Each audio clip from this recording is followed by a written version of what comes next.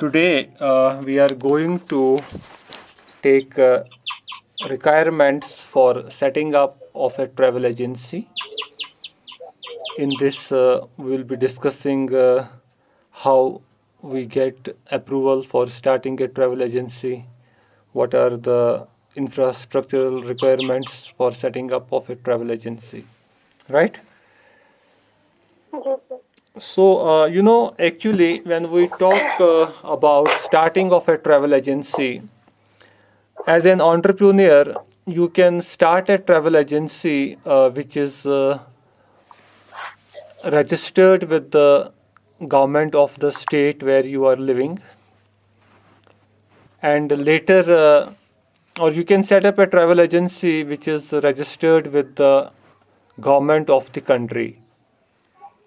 So, we will be first talking about how to start a travel agency in our own state, now Union Territory. So here we have got our Department of Tourism, that is under Ministry of Tourism, Government of Jammu and Kashmir.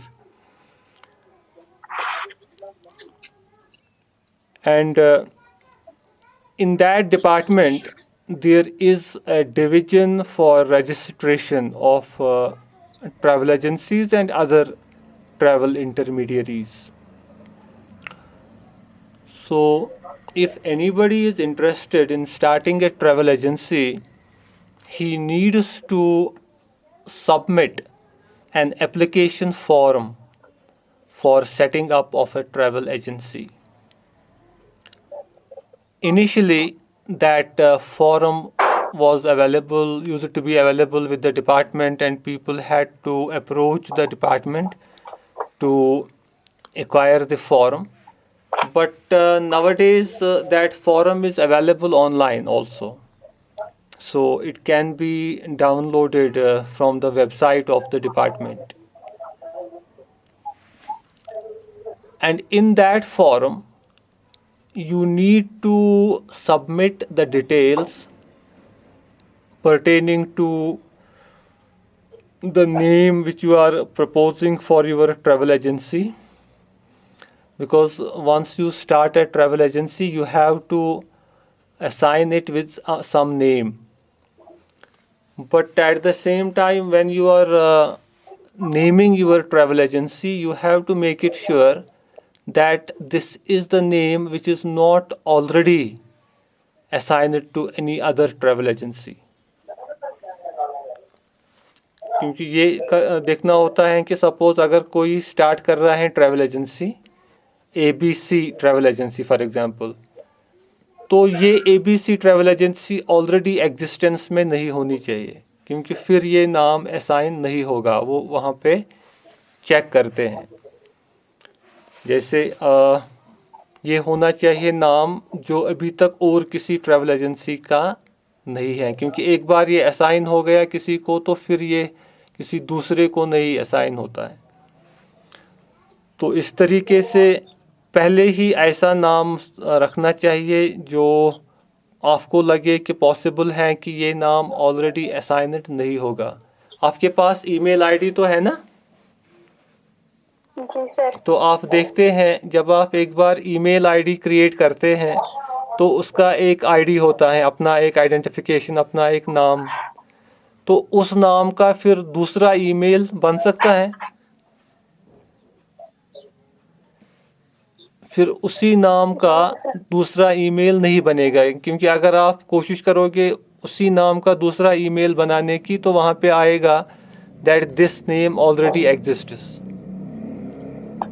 क्योंकि अगर वैसा होगा तो फिर कल को confusion होगा। Suppose किसी को मेल करना है तो वो आपको मेल करे तो वो किसी दूसरे को जाएगा।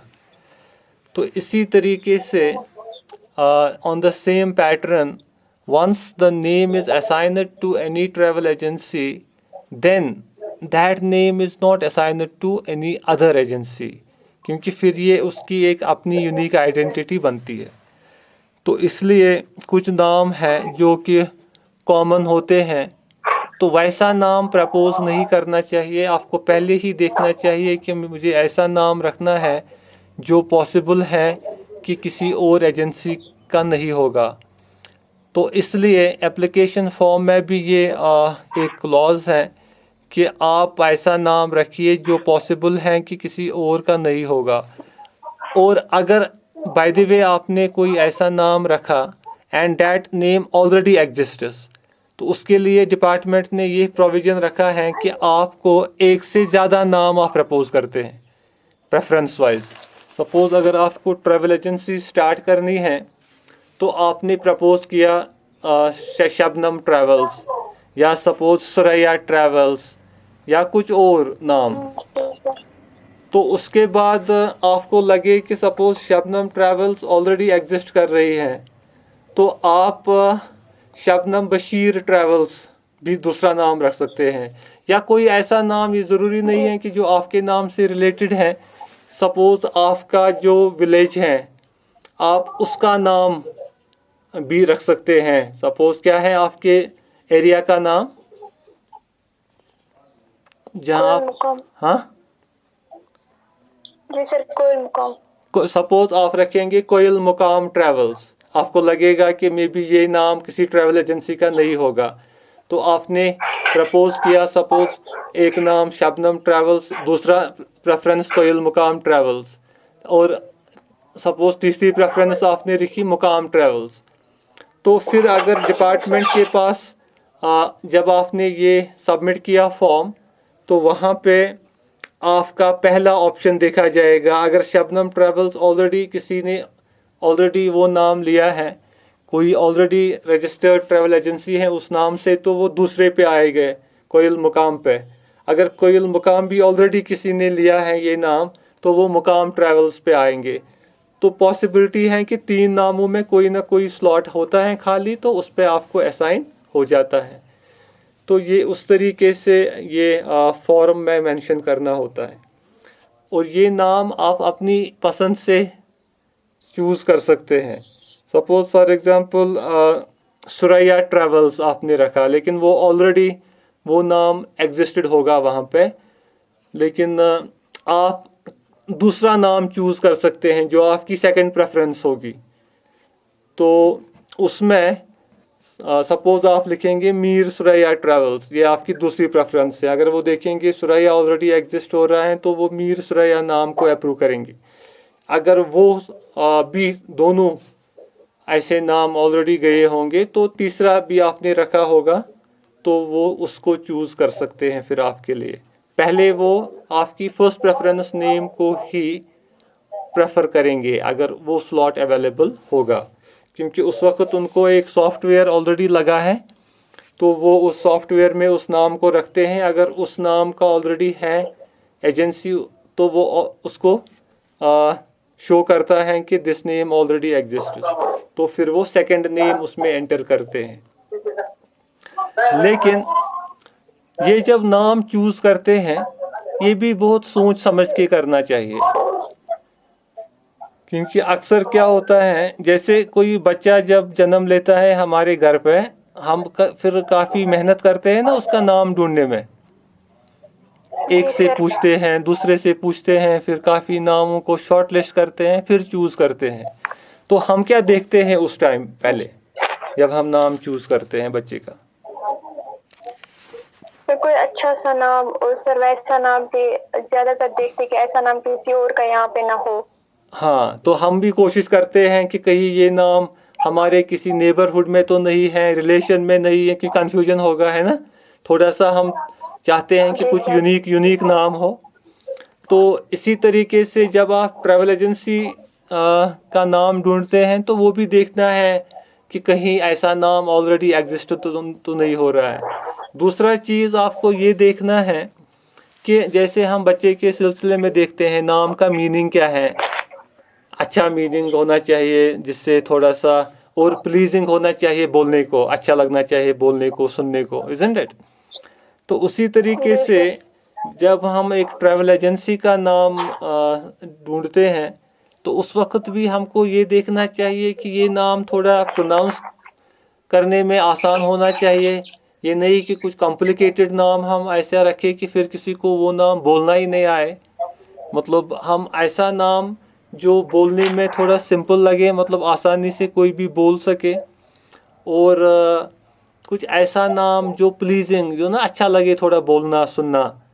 तो और अगर जैसे मीनिंग भी थोड़ा सा उसका अच्छा हो तो वो भी हमको देखना है कि नाम का जो मीनिंग है वो ठीक है, ताकि क्योंकि हम एक बार ये नाम असाइन हुआ, फिर हमको ये चेंज करना मुश्किल है, क्योंकि फिर नाम चेंज करना एक बहुत मुश्किल प्रोसीजर होता है, और फिर वो ठीक भी नहीं होता है, क्योंकि नाम जब आप रखते हैं फिर आप उसको, पहले तो वो सिंपल सा नाम होता है, लेकिन फिर आप उसी नाम को एक ब्रांड बनाते हैं, एक उस पर आप काम करते हैं ताकि वो उसकी पॉपुलैरिटी होती है, उसकी एक मतलब एक उसकी इक्विटी बनती है एक किस्म की उस नाम की, उस पर आप बहुत इन्वेस्ट करते हैं, तो फिर उसको चेंज करना बहुत मुश्किल होता है। तो इसलिए ये एक्सरसाइज बहुत केयरफुली करनी चाहिए। When you are looking for a name of a travel agency, you should be very careful in choosing the name. तो उसके अलावा आपका ऑलरेडी जब आप एजेंसी के बारे में सोच रहे हैं तो बहुत सारा काम आपने किया होता है, लाइक कि आपने कुछ माइंड में सोचा होता है कि where will be the office of the travel agency. आपके माइंड में ये पहले होता है कि किससे मैं ऑफिस लूँ, कहाँ पे लूँ, अपना लूँ, किराया पे लूँ। तो वो सारी चीज़ें जो हैं वो भी आपने पहले देखनी है कि कहाँ पे सूटेबल लोकेशन रहेगी ऑफिस के लिए। तो एक ट्रैवल एजेंसी के लिए ऑफिस की लोकेशन सूटेबल इस लिहाज से होनी चाहिए कि वहाँ के आसपास का एनवायरनमेंट ठीक होना चाहिए, और स्पेस नॉर्मली लगभग 150 स्क्वायर फीट स्पेस तो होनी चाहिए, जो as per laid down procedures हैं कि आपके उसमें स्पेस होनी चाहिए जिसमें ठीक तरह से आपका फर्नीचर बाकी फिक्सचर्स अच्छी तरह से रहे। तो वो हो गया लगभग कम से कम मान लीजिए यही 10 बाई 15 एटलीस्ट उस साइज़ का ऑफिस तो एटलीस्ट होना चाहिए। ज़्यादा बड़ा भी ज़रूरत नहीं है तो, लेकिन ज़्यादा छोटा भी कंजेस्टेड होता है, तो इसलिए 150 स्क्वायर फीट तक कंसिडर किया जाता है optimum space for running A travel agency. तो आपको देखना है कि उतना बड़ा कमरा अवेलेबल है, और उसके अलावा आपको देखना है जहाँ पे वो कमरा है, अगर किसी कॉम्प्लेक्स में है वहाँ पे वॉशरूम फैसिलिटीज़ अवेलेबल हैं ठीक तरह से, क्योंकि बाद में वो चीज़ें देखते हैं इंस्पेक्शन टीम वाले। तो फिर उसके बाद आपको कुछ इक्विपमेंट्स की ज़रूरत पड़ती है, because if you have to run a travel agency or any other business, you need some equipments, although the number of equipments for running a travel agency is not that big. You can run a travel agency with a small number of equipments which comprises of a laptop. A laptop is required. Even you need not to have a desktop, because laptop will perform all the functions of a desktop. So instead of a desktop computer, it is preferable to purchase a laptop, क्योंकि laptop आप शाम को घर भी ले सकते हैं, desktop को नहीं ले सकते हैं, और लैपटॉप को बाकी अपना बैटरी बैकअप है तो वो बेटर रहता है, और वो बाज़ाब्ता वही काम आपको देगा जो फुल फ्लेज्ड डेस्कटॉप कंप्यूटर देगा। तो उसके अलावा आपको एक इंटरनेट कनेक्शन होना चाहिए। आजकल तो इनफैक्ट जो मोबाइल्स में कनेक्शंस आपको हैं ही, 4G तो होते हैं आजकल, यहाँ पे 2G 4G बैन है, लेकिन नॉर्मली तो 4G कनेक्शन अच्छी स्पीड देता है, तो आप उसको भी यूज़ कर सकते हैं for connectivity, internet connectivity. Although preferable रहता है अगर ब्रॉडबैंड कनेक्शन हो तो वो थोड़ा प्रेफरेबल रहता है ऑफिस के लिए, लेकिन उसके लिए आपको फिर लैंडलाइन के लिए अलग से अप्लाई करना है, या आजकल जियो फाइबर कनेक्टिविटी भी है, वो ज़्यादा हाई स्पीड इंटरनेट कनेक्शन है। तो depending upon your business, nature of business कि आपका कहाँ पे लोकेशन है और आपका जो वॉल्यूम ऑफ बिजनेस है वो कैसा होगा, तो उसी अकॉर्डिंगली आप चूज़ करते हैं अपना इंटरनेट कनेक्शन। हालांकि आप एक मोबाइल इंटरनेट कनेक्शन से भी स्टार्ट कर सकते हैं काम, क्योंकि वो भी आपको 4G देगा और हॉटस्पॉट के थ्रू लैपटॉप्स के साथ अच्छी तरह कनेक्ट हो सकता है।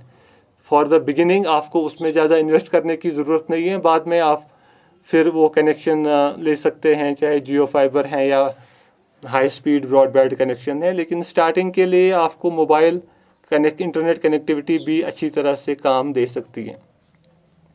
तो वो है। और उसके अलावा थोड़ा सा फर्नीचर, मतलब कंप्यूटर टेबल, कंप्यूटर चेयर और कुछ ऐसा सोफ़ा या कुछ कंफर्टेबल चेयर्स जो आपके गेस्ट्स के लिए रहेंगे जो वहाँ पे आएंगे ऑफिस। तो ये आपकी इन्वेस्टमेंट है इंफ्रास्ट्रक्चर में। तो ज़्यादा इन्वेस्टमेंट नहीं है इसमें, उतना खर्चा तो नहीं है, इतना ही आपको। और एक प्रिंटर होना चाहिए अच्छा सा। आजकल अच्छी क्वालिटी का प्रिंटर उतना महंगा भी नहीं आता है, क्योंकि पहले बहुत महंगे आते थे प्रिंटर्स, लेकिन आजकल आपको अच्छा प्रिंटर मिल सकता है। एक उतने ज़्यादा अमाउंट भी नहीं खर्च करना है, क्योंकि एक प्रिंटर आपको रखना है ऑफिस में। तो वो प्रिंटर आपको फिर इंटरनेट के साथ एज अ फैक्स मशीन का काम देगा। मतलब आप ये जो है डिजिटल फैक्स, जो डिजिटल कम्युनिकेशन के थ्रू कर सकते हैं, आपको अलग से फैक्स मशीन लाने की ज़रूरत ही नहीं है। तो ये आपकी जो इंफ्रास्ट्रक्चरल रिक्वायरमेंट होनी चाहिए एक एजेंसी सेट करने के लिए। तो उसके बाद जो मैं अभी बात कर रहा था आपके साथ कि जब आपने ऑफिस लिया, अगर आप ये ऑफिस परचेज कर सकते हैं। सपोज अगर आपके पास पैसा है और आप किसी जगह आप परचेज कर सकते हैं स्पेस ऑफिस के लिए, और आप ये रेंट पे भी ले सकते हैं। सपोज किसी का कॉम्प्लेक्स है और वहाँ पे आपने ऑफिस रेंट पे लिया। अगर आपने रेंट पे लिया तो आपको बाज़ाबिता उसके साथ जो ऑनर है उसके साथ एक रेंट डीड साइन करनी है। क्या करनी है? Sign rent deed is to be signed between you and the owner, landlord जो है। तो वो बाज़ाबिता उस पर मेंशन होगा कि किराया क्या होगा मंथली, और अगर ईयरली कुछ इसमें इंक्रीज़ हैं कितने % हैं। तो वो बाज़ाबिता एक लीगल डॉक्यूमेंट बनता है जिस पे आपके लैंडलॉर्ड और आपका सिग्नेचर रहता है। क्योंकि ये रेंट डीड इसलिए ज़रूरी है क्योंकि ये भी आपको डॉक्यूमेंट्स के साथ सबमिट करनी है एप्लीकेशन फॉर्म के साथ। तो उसके अलावा अगर आप अकेले में स्टार्ट करते हो business, suppose you thought that I will start this business as an individual of my own, तो आप उसको फिर आपको सोल प्रोप्राइटरशिप कहलाएगा जो आपका बिजनेस है। मतलब इसका एक सिंगल मालिक है। तो फिर आप एम्प्लॉयज़ को एंगेज कर सकते हैं अलग से, वो सेपरेट चीज़ है। लेकिन उस बिजनेस का जो नेचर है प्रोप्राइटरशिप रहेगी, वो होगी सोल प्रोप्राइटरशिप, सिंगल मालिक। दूसरा ऑप्शन आपके पास है कि अगर आप पार्टनरशिप में करेंगे 2-3 इकट्ठे, suppose you are Shabnam, Suraiya and Muzammil, you three will think of starting a business। तो उसमें आप इकट्ठे एक ट्रैवल एजेंसी सेट कर सकते हैं जो होगी पार्टनरशिप, वो कहलाएगी पार्टनरशिप। लेकिन उसके लिए भी आपको एक लीगल डॉक्यूमेंट बनवाना है, वो कोर्ट के थ्रू बनता है। पार्टनरशिप डीड उसे कहते हैं। पार्टनरशिप डीड में ये मेंशन करना है कि अगर आप 3 पार्टनर्स हैं तो किस पार्टनर का कितना शेयर रहेगा। क्योंकि पार्टनरशिप में ये भी पॉसिबल है कि कभी एक पार्टनर रहता है 50% और 2 रहते हैं 25%। कभी ऐसा होता है कि तीनों पार्टनर बराबर बराबर रहते हैं, 33 1/3 और कोई 33। तो ये आपको डिसाइड करना है कि हमारी पार्टनरशिप में किस पार्टनर का क्या शेयर रहेगा, तो उसको पार्टनरशिप डीड में मेंशन करना है। तो वो भी आपको रखना है वो डॉक्यूमेंट, क्योंकि अगर आपकी पार्टनरशिप है तो उस डॉक्यूमेंट को भी आपको एप्लीकेशन फॉर्म के साथ सबमिट करना है। फिर उसके अलावा आपको एक और डॉक्यूमेंट की ज़रूरत पड़ती है जिसे कहते हैं कैरेक्टर सर्टिफिकेट। तो कैरेक्टर सर्टिफिकेट में पहले तो इंस्टीट्यूशंस की चलती थी जो कॉलेजेस इशू करते थे, लेकिन आजकल डिपार्टमेंट ऑफ टूरिज्म वाले मांगते हैं कैरेक्टर सर्टिफिकेट जो पुलिस डिपार्टमेंट से हो। तो उसमें कॉम्पिटेंस दी गई है जो लोकल पुलिस स्टेशन है या जो लोकल जो डिविजनल पुलिस ऑफिस है वहाँ से इशू होती है। तो वहाँ पे उसमें वो आपका कैरेक्टर सर्टिफाई करते हैं कि इसकी कोई एलिगेशन नहीं है किसी केस के साथ या कुछ, तो वो सर्टिफिकेट भी उसके साथ रखनी पड़ती है। तो ये जो है, अगर अब आपने अपना लिया है ऑफिस तो उसमें रेंट डीड की नहीं, उसमें तो आपको ऑनरशिप जिससे आपने ख़रीदा है तो वो आपको बाज़ाब्ता उसकी ऑनरशिप डॉक्यूमेंट उसको साथ रखना पड़ता है कि इतने पैसों में या क्या है, इसने इसको परचेज़ किया और इस ऑनर है। तो ये जो चीज़ें हैं। अच्छा, फिर आपकी जो एकेडमिक क्वालिफ़िकेशन है, सपोज़ आपकी टूरिज़्म के रिलेटेड क्वालिफ़िकेशन है, उस सर्टिफिकेट को साथ रखना है क्योंकि थोड़ी सी प्रेफरेंस मिलती है। हालांकि जिसके पास एकेडमिक क्वालिफ़िकेशन नहीं है वो भी अप्लाई कर सकता है ट्रैवल एजेंसी के लिए, लेकिन ये एकेडमिक क्वालिफ़िकेशन जब प्रोफेशनल हो तो अप्रूवल में आसानी होती है, क्योंकि थोड़ा सीरियस लगता है ऐसा कैंडिडेट जो ऑलरेडी उसमें क्वालिफाइड है और वो बिज़नेस करना चाहता है, तो उससे उसकी जो क्रेडेंशियल्स हैं वो ज़्यादा स्ट्रॉन्ग बनते हैं अप्रूवल के लिए। तो हो गया ये चीज़। तो उसके बाद जब आपने फिर अपना नाम, एड्रेस जो आपके ऑफिस का है, एजेंसी का है, वो सारा, और फोटोग्राफ रखना पड़ता है। फ़ोटोग्राफ आपको जो आपने एजेंसी का ऑफिस है वहाँ पे आपने जो नाम सपोज़ प्रपोज़ किया है बोर्ड, उसका थोड़ा सा वो फ़ोटोग्राफ रखना पड़ता है साथ। आजकल तो वो बनते हैं डिजिटल, तो वो अपलोड करना है। और उसके बाद रजिस्ट्रेशन फ़ी प्रेस्क्राइब्ड है। कुछ नॉमिनल अमाउंट है, ज़्यादा नहीं होता है, थोड़ा सा अमाउंट होता है जो आपको एज अ रजिस्ट्रेशन फ़ी, वो भी आजकल ऑनलाइन आप भर सकते हैं। तो फिर उसकी जो डिटेल्स हैं वो आप लिख सकते हैं, डेट, बाकी चीज़ें। तो ये सारी चीज़ें जब आपने कंप्लीट की तो उसके बाद आप इस एप्लीकेशन को सबमिट कर सकते हैं। क्या कर सकते हैं? सबमिट।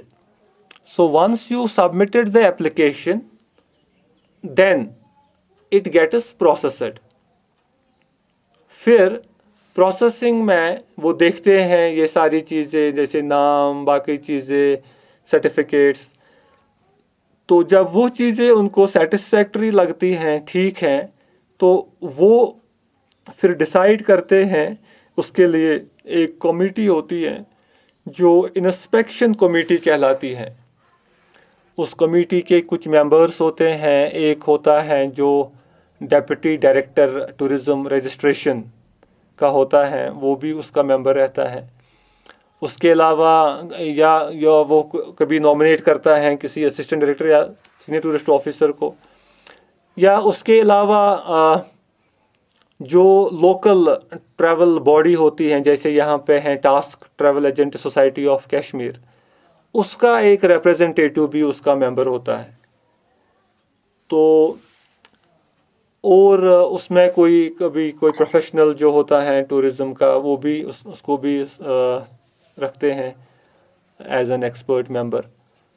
तो उसके बाद वो उस जगह आते हैं इंस्पेक्शन के लिए, वो देखने के लिए आते हैं। और वो जो आपने मेंशन किया है ऑफिस, बाकी सारी चीज़ें, इक्विपमेंट्स, वो देखते हैं फिर फिज़िकली वहाँ पे जाके कि ये सारा वहाँ पे अवेलेबल है या नहीं।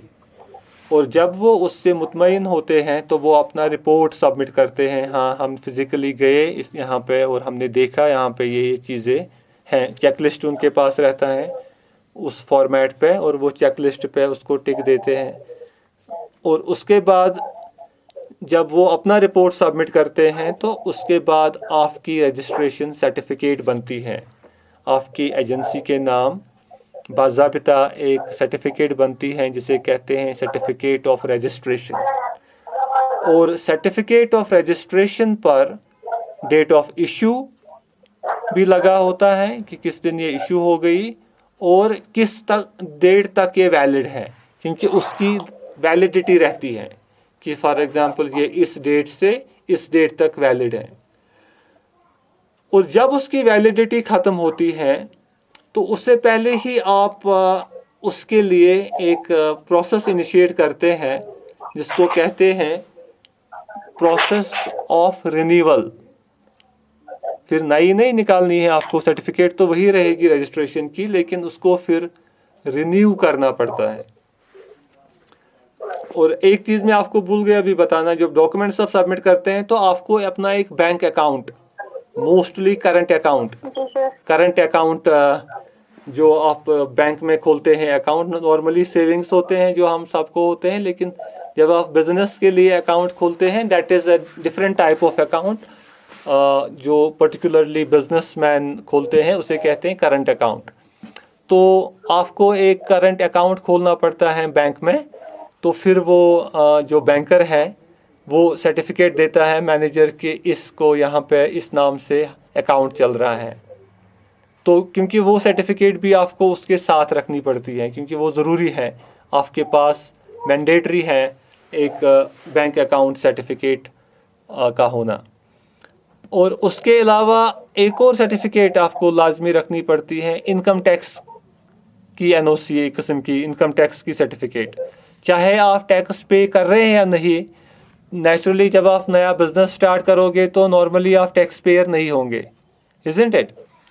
तो इनकम टैक्स वाले यही लिखेंगे उस पर कि ये नॉन एसएससी हैं, कि अभी तक इसका मतलब कोई बिजनेस एज सच नहीं है, तो इसका यहाँ पे, या अगर किसी का ऑलरेडी बिजनेस है और वो दूसरा बिजनेस स्टार्ट करना चाहता है तो उस पर भी लिखेंगे इनकम टैक्स वाले कि ये अपना टैक्स अच्छी तरह से पे कर रहा था उस बिज़नेस में भी, तो इसमें कोई हमको ऑब्जेक्शन नहीं है अगर ये कोई बिज़नेस स्टार्ट करे। तो वो इनकम टैक्स की एक किस्म की क्लियरेंस सर्टिफिकेट भी उसको साथ रखनी पड़ती है। तो ये चीज़ें के बाद जब आपको ये सर्टिफिकेट ऑफ रजिस्ट्रेशन इशू हो गई, जो मैं अभी बात कर रहा था, फिर उसकी रिन्यूअल की जब बात आएगी तो रिन्यूअल का जो प्रोसीजर है वो सिंपल ही होता है, मतलब, लेकिन उसमें खाली आपको डिपार्टमेंट को अप्रोच करना है फॉर रिन्यूअल।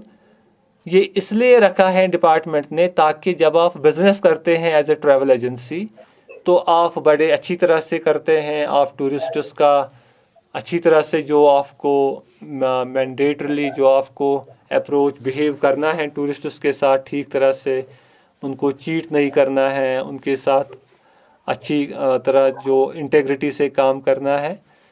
तो उस हिसाब से फिर आप रिन्यूअल के लिए अप्लाई करते हैं। और वहाँ पे अगर किसी एजेंसी ने ड्यूरिंग दैट ईयर, क्योंकि कोई सपोज़ किसी टूरिस्ट को चीट किया है या कुछ, तो उसके अगेंस्ट फिर कंप्लेंट करते हैं टूरिस्ट। और अगर फिर कंप्लेंट जाती है तो फिर वो उसके जो फाइल है वहाँ पे उसकी एजेंसी की तो उसमें रहती है। फिर जब वो रिन्यूअल के लिए आता है तो उस वक्त उसको रिन्यूअल में डिफ़िकल्टी आती है, क्योंकि उसकी जो रेपुटेशन है वो ख़राब हुई होती है, तो उसकी वजह से फिर उसके रिन्यूअल में डिफ़िकल्टी आते हैं। उससे कहते हैं कि आपके ख़िलाफ़ ये कंप्लेंट है। तो इसलिए रिन्यूअल प्रोसीजर से एक ट्रैवल एजेंट बहुत मोहतात रहता है अपने बिज़नेस में, अच्छी तरह से वो काम करता है ताकि उसके जो क्लाइंट्स हैं, टूरिस्ट्स हैं, वो सेटिस्फाई रहे। तो अगर किसी को सेटिस्फैक्टरी जिसने काम किया हो, खाली उसके साथ थोड़ा सा आपको ये मेंशन करना होता है कि इस साल के दौरान या इन 2 सालों के दौरान जितना भी ड्यूरेशन है उसका, उसमें ये मेंशन करना है कि किस वॉल्यूम ऑफ बिज़नेस क्या था, कितना बिज़नेस किया आपने, कितने, तो वो कुछ डिटेल्स उसमें फिल करके आपको वो फॉर्म सबमिट करना होता है। आजकल रिन्यूअल भी ऑनलाइन आप सबमिट कर सकते हैं और वो आपको प्रोसेस होता है उसी फॉर्म में।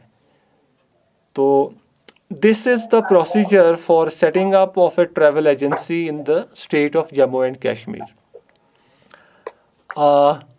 Similarly, we talk about if you are going to get your travel agency approved by government of India, because जैसे यहाँ पे इस यूनियन टेरिटरी में डिपार्टमेंट ऑफ टूरिज़्म है, उसी तरीके से नेशनल लेवल पे डिपार्टमेंट ऑफ टूरिज़्म एग्जिस्ट करता है, which is under ministry of tourism government of India.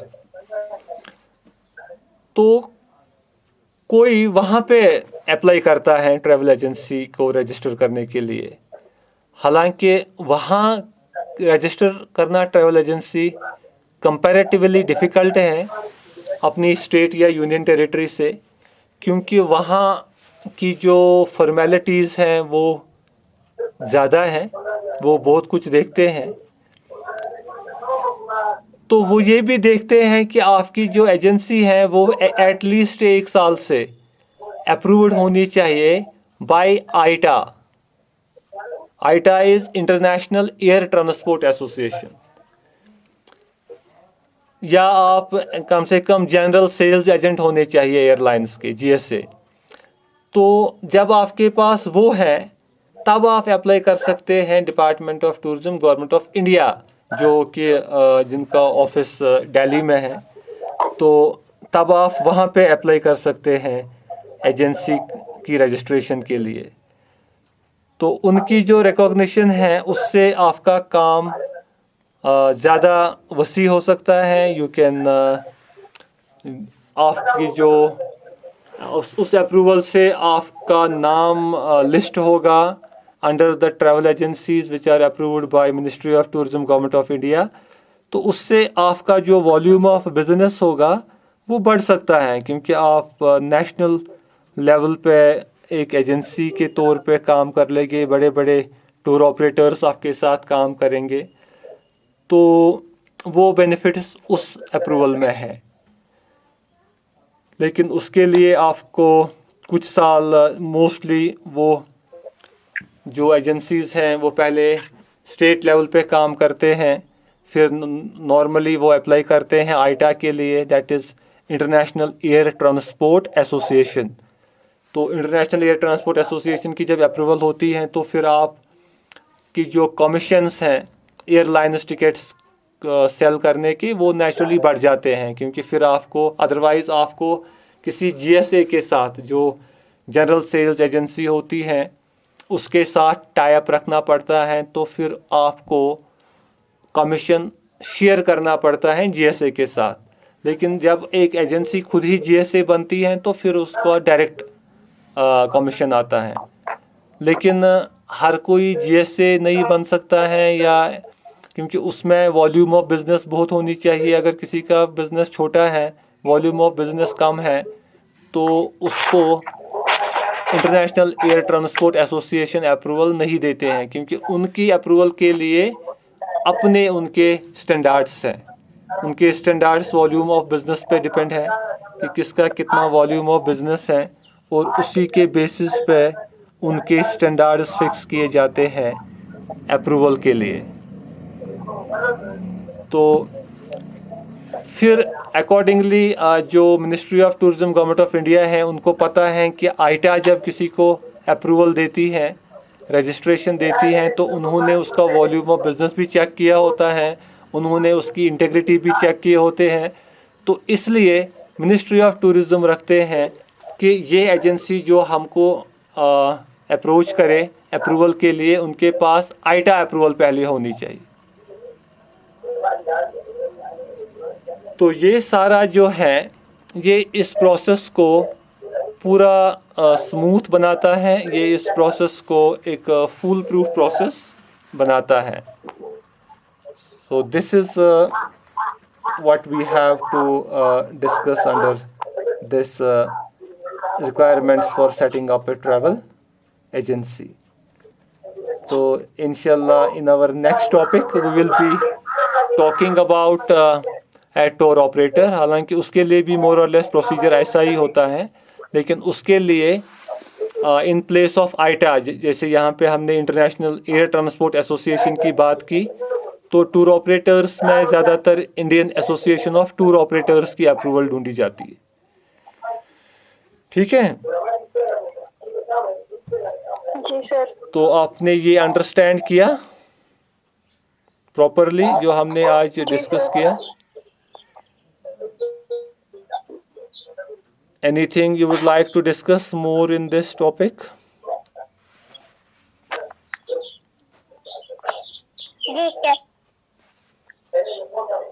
हाँ, आवाज क्लियरली आ रही है? Yes sir. अच्छा, तो इसमें आप एक चीज़ करना, इसमें आप गवर्नमेंट ऑफ इंडिया की एक वेबसाइट है, जी sir. That is www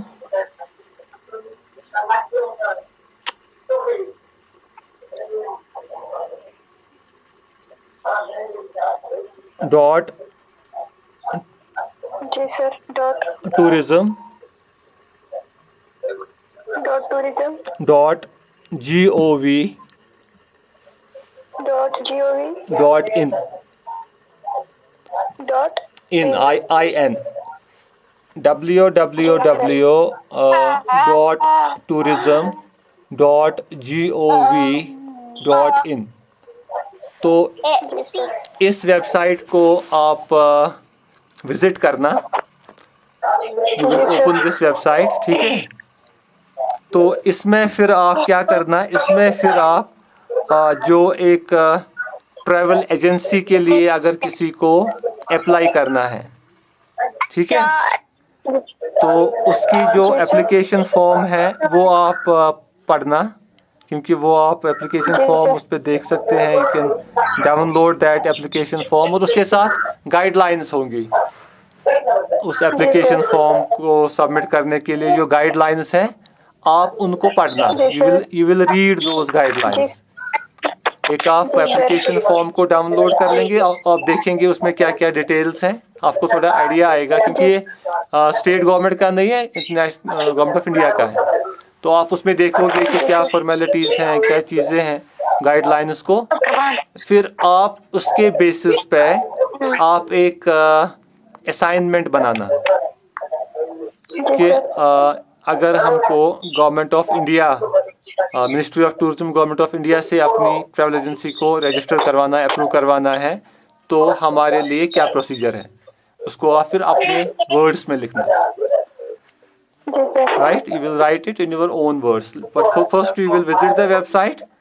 After visiting the website, you will download the guidelines application form, and after that you will read those guidelines, you will study the application form, and then you will write in your own words the procedure for setting up, for registering or getting approval of your travel agency from ministry of tourism government of India. जी sir. So ये आप कर लेंगे। तो with this we are going to conclude today's session. Okay, thank you sir. Okay, take care.